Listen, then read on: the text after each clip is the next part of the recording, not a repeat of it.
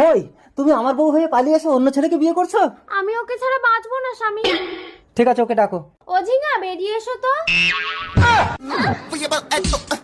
আরে এ তো একটা মেয়ে, তুমি মেয়ে হয়ে একটা মেয়ের সংসার নষ্ট করছো। তুমি পারবে একটা বাচ্চার জন্ম দিতে? আমি বাচ্চা চাই না, আমি খইকে চাই। ঠিক আছে খই, তুমি ওকে সঙ্গে নিয়ে বাড়ি চলো। যেতে পারি, আমাদের একটা আলাদা রুম দিতে হবে। খই সবসময় আমার কাছে ঘুমাবে। আচ্ছা ঠিক আছে, আমি না হয় কোলবালি জড়িয়ে ঘুমাবো। চলো বাড়ি চলো। এসো, তোমরা দুজন এই রুমে থাকবে আর আমি এই রুমে থাকবো। কিছুদিন পর।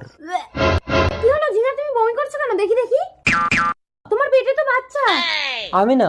তোমার জন্য আমি পুরুষের সঙ্গ ছাড়লাম আর তুমি পরপুরুষের সঙ্গ ধরেছো। বলো কার সাথে কি করেছো? বলবে না তো? আমি ল্যাংড়া বাবার কাছে গিয়ে কালো জাদু করে সব জেনে নেবো। ওই না বাবা, আমার বউ চলে গেছে, তোমাকে এত টাকা দিলাম, আমার বউকে আনতে পারলে না? এই কচু, কচু না, সবাই আমাকে কচু দা বলে ডাকে। আমি সাধু হয়েছি কেন বলতো? কেন? আমার বউ চলে গেছে বলে। আজ থেকে পিস্তল ছেড়ে দুজনে